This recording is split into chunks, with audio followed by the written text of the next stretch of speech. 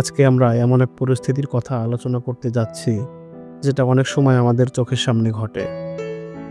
পেঁয়াজের দাম যখন বৃদ্ধি পায়, তখন সাধারণ মানুষ খুবই কষ্টের মধ্যে পড়ে। রোজকার বাজারে ক্রয় করতে গিয়ে তাদের জন্য বিষয়টা হয়ে ওঠে অত্যন্ত কঠিন। কিন্তু ঠিক তখনই দোকানদার বা চাষিরা আনন্দিত হন, কারণ তারা বেশি দামে পণ্য বিক্রি করছেন এবং তাদের লাভ বাড়ছে। এদিকে যখন পেঁয়াজের দাম কমে, চাষিরা খুব হতাশ হয়ে পড়েন। তারা তাদের পরিশ্রমের ফল হিসেবে যে মূল্য পাচ্ছেন তা খুবই কম, এবং অনেক সময় তারা এটি বিক্রি না করে জমিতে ফেলে দেন। সম্প্রতি এমন একটি দৃশ্য দেখলাম, যেখানে চাষিরা পেঁয়াজের জমিতে এসে ছোটা তুলে ফেলে দিচ্ছিলেন। দাম কমে যাওয়ার কারণে তাদের জন্য এই পেঁয়াজের আর কোনো মূল্য ছিল না।